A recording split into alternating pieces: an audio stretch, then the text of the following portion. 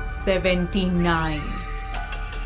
रानी के बारे में जानकारी जुटाते अभिमन्यु और दीनदयाल बरगद के पेड़ के पास पहुंच गए थे। लाल साड़ी पहने उस औरत ने चकिया के एक और आदमी को चाकू घोंप के मार डाला था। अभिमन्यु उस औरत को तो नहीं पकड़ पाया था, पर उस मरते हुए आदमी को उसने बचाने की पूरी कोशिश की थी, जिसकी वजह से उसके पूरे शरीर में खून लग गया था। तभी वहां नकुल आया और उसने अभिमन्यु को कत्ल के इल्जाम में गिरफ्तार कर दिया। इंस्पेक्टर नकुल तेजी से अपनी कार भगा रहे थे। उसके चेहरे पे एक अजीब चमक थी। वो मन ही मन मुस्कुरा रहा था। अभिमन्यु उसके बगल वाली सीट पर चुपचाप बैठा था। उसके हाथ में हथकड़ी लगी थी। अभिमन्यु से रहा नहीं गया और वो नकुल से जोश में बोला, तुम जो कर रहे हो वो सरासर गलत है। तुमने एक ईमानदार आदमी को पकड़ा है। अभिमन्यु की बात सुन नकुल हंसते हुए बोला, ईमानदार और तुम? बस भी करो अभिमन्यु, अपनी ये मनगढ़ंत कहानी किसी और को सुनाना भूलो मत। मैंने तुम्हें अपनी आंखों से खून में सने हुए देखा था। तभी गाड़ी के सबसे पिछली सीट पे बैठा दीनदयाल अभिमन्यु का बीच बचाव करते हुए बोला, सर जी आप गलत समझ रहे हैं। उस आदमी को डायन ने मारा है, अभिमन्यु सर ने नहीं।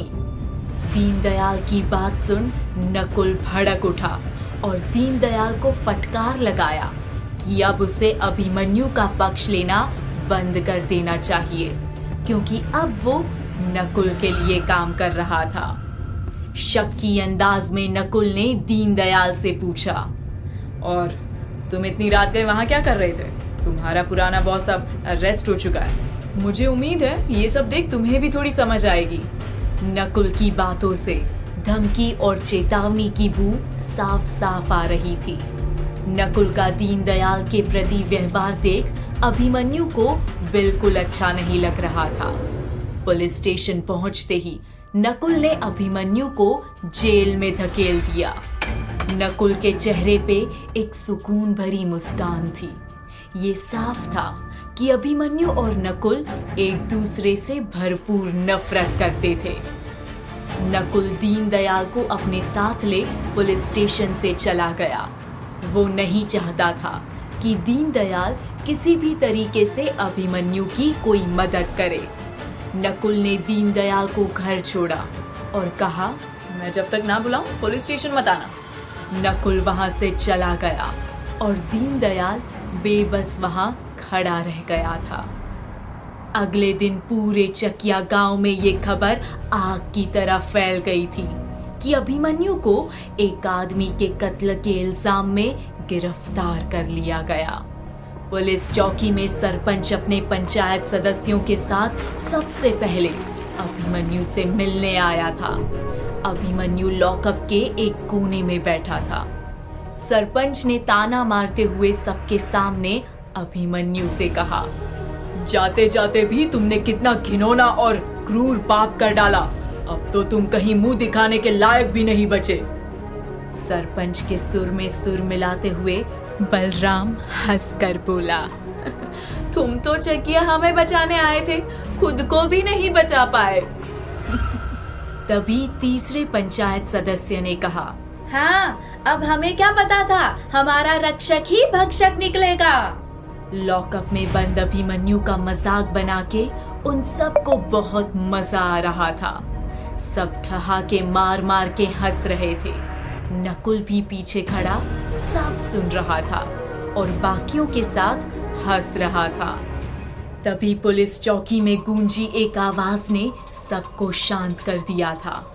गेट पे खड़ी सरला देवी दहाड़ते हुए चीखी, बस बहुत हो गया। वो गुस्से में आग बबूला थी। सरला देवी और दीनदयाल अभिमन्यु के प्रति सबके व्यवहार से बहुत ज्यादा क्रोधित दिख रहे थे। सरला देवी धाकड़ अंदाज में सबके सामने आ खड़ी हुई और चीखते हुए बोली, शर्म आनी चाहिए आप सबको। अभिमन्यु ने हमेशा अपनी जान पे खेल के आप लोगों की हिफाजत की है। उस आदमी के साथ ऐसा बर्ताव। सरपंच और सरला देवी की नजरें मिली। सरला देवी उसकी तरफ 2 कदम बढ़ते हुए बोली, वैसे आप तो सरपंच जी इस गेम में माहिर है। पहले लोगों का भरोसा जीतना और फिर उसकी धज्जियां उड़ा देना। दरअसल सरला देवी का इशारा सरपंच को उस दिन की याद दिला रहा था जब भरे पंचायत के सामने प्रीति ने उन्हें थप्पड़ मारा था। सरला देवी की बातें सुन सरपंच और पंचायत के बाकी सदस्यों का मुंह बंद हो गया। सरला देवी सभी को जलील करने में लगी थी। तभी जेल के अंदर बैठे अभिमन्यु की आवाज आई, बस करो अम्मा, अब पुरानी बातों का कोई तुक नहीं। सरला देवी शांत हो गई। सरपंच और पंचायत के लोग माहौल शांत होते ही चौकी से बाहर निकल गए। सरला देवी की लाल आंखों में आंसू भरे थे। जेल के अंदर बैठे अभिमन्यु को देख वो फूट फूट कर रोने लगी। अभिमन्यु ने सरला देवी को समझाया कि उसने कोई कत्ल नहीं किया था। उसने अपनी अम्मा को भरोसा दिलाया कि वो जल्द ही जेल से बाहर आ जाएगा और सब कुछ ठीक कर देगा। अभिमन्यु की बात काटते हुए नकुल बोला, मुझे नहीं लगता ऐसा कुछ होगा। तुम्हारा जेल से बाहर आना नामुमकिन है अभिमन्यु। तभी प्रीति चौकी आई और उसने एक अकड़ भरे अंदाज में कहा, और आपको ऐसा क्यों लगता है? प्रीति को वहां देख नकुल की मानो आवाज ही गुम हो गई थी। जब प्रीति उसके पास पहुंची तो बनावटी अंदाज में नकुल खुद को अच्छा साबित करने की कोशिश कर रहा था। उसने कहा, ऐसा कुछ नहीं है, मैं तो खुद अभिमन्यु की मदद करना चाहता हूँ, पर जो भी करूँगा कानूनी दायरे में रह के करना पड़ेगा। नकुल की बात सुन प्रीति उसकी ओर बढ़ने लगी। लॉकअप में बैठा अभिमन्यु सब कुछ देख रहा था। प्रीति नकुल के एकदम करीब खड़ी थी, जिसकी वजह से नकुल भी एक पल के लिए झेप गया और नजरें झुका ली। प्रीति नकुल की आंखों में आंखें डाल के बेबाक अंदाज में कुछ कह रही थी। अभिमन्यु को प्रीति का नकुल के करीब जाना बिल्कुल भी अच्छा नहीं लग रहा था, पर फिलहाल वो मजबूर था। पर वो गौर से प्रीति के चेहरे को पढ़ने की पूरी कोशिश कर रहा था। भावुकता में डूबी प्रीति ने नकुल का हाथ पकड़ लिया था। प्रीति के छूते ही नकुल के तन बदन में मानो बिजली दौड़ गई। फिर प्रीति ने अभिमन्यु की तरफ निगाह दौड़ाई, जो अचंभित आंखों से नकुल और प्रीति की बढ़ती नजदीकियां देख रहा था। प्रीति वहां से बिना कुछ बोले चली गई और नकुल उसे जाता हुआ देख मुस्कुरा रहा था।